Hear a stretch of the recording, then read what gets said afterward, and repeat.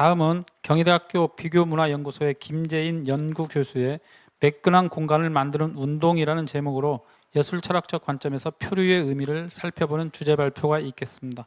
김재인 발표자는 철학 박사로 예술철학과 기술철학을 주로 연구하고 있으며 인간은 아직 좌절하지 마, AI 빅뱅 등을 저술한 연구자입니다. 그럼 발표를 듣도록 하겠습니다. 네, 반갑습니다. 저는 이 내용을 제가 써온 원고를 읽는 형태로 발표를 진행하려고 합니다. 저는 철학을 했고요. 그리고 이제 미학도 좀 했습니다. 하지만 다 이론적인 활동이고요. 그래서 오늘 표류라는 어떤 키워드를 가지고 좀 사변적인 개념적인 그런 이제 저한테 떠오른 생각들을 글로 정리한 걸 읽으려고 합니다. 제가 이 글의 한 절반 정도는 작년에 썼고요. 보름 전에 제가 이제 와서 우리 도립미술관에 전시하는 이제 비엔날레 본 전시를 좀 눈으로 봤습니다. 안 그러면 너무 이제 멀리 나갈까봐 그렇게 좀 작품을 직접 봤고요. 오늘 아까 다른 선생님들 발표에 많이 그 작품들이 등장했는데요. 그래서 이제 그걸 보면서 느낀 느낌을 이제 추가로 올해 그러니까 초에 원고를 작성했습니다. 우선 제가 뭐 전공도 했고 애정하는 철학자인데요. 니체의 한 구절을 먼저 빌려왔습니다. 읽어보도록 하겠습니다. 너희 일찍이 간교한 돛을 달고 무서운 여러 바다를 항해했던 대담한 탐구자, 유혹자에게 너희 피리 소리의 유혹에 오류의 나락마다 이끌려 들어가는 영혼을 지닌 수수께끼에 취한 자, 어스름력을 즐기는 자에게 왜냐하면 너희는 비겁한 손으로 한 가닥 실을 더듬어 따라가려 하지 않으니 또한 너희는 알아맞힐 수 있을 땐 추론하기를 싫어하니 너희에게만 내가 본 수수께끼를 이야기하노라. 바로 이제 항해자들에게 자신의 가장 비밀스러운 사상을 이야기하는 자라투스트라의 목소리입니다. 저는 이제 표류라는 게 아까 이제 많이 언급됐지만 사실은 재난이나 난파 이런 것과 굉장히 긴밀하게 연결돼서 언급되는데요. 그 측면뿐만 아니라 어떻게 보면 이런 항해를 떠나서 어떤 모험을 시도하는 이제 그런 사람들에게 닥치는 운명이다. 그러니까 어느 정도는 자발적인 측면이 있는 거죠. 이제 그런 운동이다라는 점을 말씀드리기 위해서 이 니체의 글을 이제 읽어왔습니다. 저는 표류를 제목에 나와 있듯이 매끈한 공간을 만드는 운동 이렇게 규정을 하고 싶은데요. 이제 그 의미는 아마 글을 읽어가면서 좀 더 드러날 것 같습니다. 우선 저는 맨 앞에 제가 번역도 하고 연구도 많이 한 이제 들레즈, 과타리 이런 학자들의 개념, 그 중에 이제 청계의 고원에 나오는 개념을 통해서 이야기를 시작했습니다. 이제 지금부터는 부수적인 설명 없이 쭉 조금 천천히 읽어보도록 하겠습니다. 현대 세계는 사방팔방 홈페어 있다. 가장 자유로울 것이라 여겨지는 하늘 공간만 해도 바라는 대로 마음대로 다닐 수는 없다.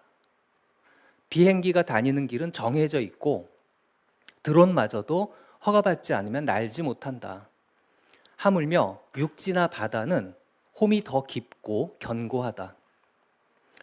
길마다 빽빽히 막히는 교통체증은 문제가 아니다. 길 밖은 존재하지 않는 듯 보이는 삶이 문제다.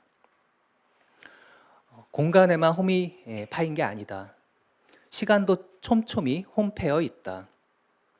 하루 일과를 돌아보라. 대부분의 현대인은 일어나서 잠들 때까지 시간표에 따라 살아간다. 부족한 휴식과 여가 시간마저도 노동과 소비를 위한 재충전에 할애되어 있다. 더 끔찍한 건 지구에 거주하는 80억 인구 한 사람 한 사람의 시간이 정밀하게 짜인 부품과 톱니바퀴처럼 맞물려 돌아가고 있다는 사실이다. 오징어 게임 시즌 2에 나오는 5인 육각 게임이 행성 전체에 펼쳐진 형국이다. 이처럼 공간과 시간에 걸쳐 현대 세계는 홈으로 빽빽하다.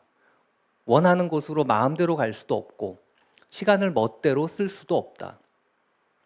더욱이 이렇게 홈파인 시공간에는 빚이 스며들어 있다. 빚은 미래를 담보 삼아 현재로 빌려온 재화다. 빚을 져야 하는 까닭은 지금 그것이 없기 때문이다. 지금 없는 이유는 부당하게 빼앗겼기 때문이다. 하지만 일단 빚을 진 이상 갚아야만 하는 법. 이제 현재의 삶은 빚의 상환에 바쳐진다. 현재는 충만하게 누려지지 않고 매 순간 공으로 소멸한다. 홈파인 공간을 따라가는 운동이 항해다. 항해는 장기 말의 움직임과도 같다. 갈 수 있는 경로와 규칙이 있어서 예외를 허용하지 않는다. 풍경마저도 단조롭다. 항해에서 예외는 경로의 이탈이고 침몰의 위험이다. 항해는 항구를 출발하자마자 다른 항구에 도착한 것과도 같다. 항해에서 가장 중요한 것은 항로를 안전하게 관리하는 일이다. 표류란 홈파인 공간을 가로지르는 운동이다. 표류의 운동은 항해와 근본적으로 다르다. 표류는 위험이고 발견이며 목숨을 건 모험이고 유혹이다. 떠난 곳은 있지만 도착할 곳은 미지다. 하지만 처음부터 표류를 바라는 자는 없다. 오히려 표류는 항해의 예외다. 예정된 일상이 무너져 삶이 카오스로 뒤덮이길 그 누가 원하겠는가? 표류가 일어나는 까닭은 홈파인 공간이 완벽하지 않기 때문이다. 홈파인 공간은 언제건 매끈한 공간으로 돌아갈 수 있다. 홈은 영구하지 않으며 늘 관리되고 제어되어야 한다. 하지만 우주의 힘은 모든 홈을 무효로 만들 만큼 강력하다. 항해가 표류로 전환되는 이유다. 해류의 거대한 흐름은 애써 닦아놓은 항로를 지우는 경향이 있고 급변하는 기상 상황은 만반의 준비를 무력하게 만든다. 최악의 상황은 난파다. 파편에 몸을 기대 떠돌다가 운이 좋으면 바다에서 구조될 수도 있고 아니면 미지의 땅에 떠밀려 상륙하게 된다. 끝내는 삶의 완전한 종결, 즉 죽음에 이를 수도 있다. 반복해 말하지만 표류의 끝은 미지다. 그런데 처음에 무슨 일이 있었던가? 망망대해를 앞에 둔 첫 항해자는 어떤 마음이었을까? 저 수평선 너머로 배를 몰아가겠다는 것이 무슨 의미였을까? 처음의 시도 자체가 표류였을 것이다. 떠난 곳은 있지만 어디에 도착할지 모르는 채 떠나려는 각오. 그것은 삶으로 실현된 용기와 도전이다. 어쩌면 불가피한 상황이 그리로 내몬 것이리라. 더는 버티지 못해 궁여지책으로 떠날 수밖에 없는 것이리라. 아니면 인간을 극단까지 가보게 만드는 힘, 즉 호기심이었을 수도 있다. 저 미지의 곳에 무엇이 있고 어떤 일이 벌어지고 있을까? 사정이 어떠했던 간에 일단 떠난 자는 민첩한 용기가 필수였다. 어느 편이 더 끔찍할까? 죽음으로 귀결될 수 있을 표류일까? 아니면 빽빽하게 호미파인 시공간을 맴맴 도는 삶일까? 실은 홈파인 시공간을 빠져나가겠다는 발상조차 떠오를 겨를이 없이 쫓기는 삶을 살아가고 있다는 사실이 더 끔찍한 것은 아닐까. 다른 삶을 발명해야 하리라. 삶을 다시 매끈한 공간에 올려놓기. 벽을 트고 홈을 메우며 자신에게 충실하기. 동시에 타인의 삶의 숨통을 함께 틔워주기. 현재에 만족하면 이대로 살아도 된다. 아니라면 매끈한 시공간을 만들어야 한다. 미지의 것, 아직 없는 것을 찾아 나서야 한다. 지루한 삶의 끝에 보장된 안락한 죽음 말고 삶에 죽음은 끼어들 틈이 없다는 확신과 함께 나아가는 이탈의 삶을 만들어야 한다. 그렇더라도 대부분의 시간은 일상과 함께 할 것이다. 그럴 수밖에 없을 것이다. 하지만 일상이 벼랑 끝에, 난간에, 균열된 틈에 있다는 것을 때로는 확인하지 않을 수는 없을 것이다. 고맙습니다.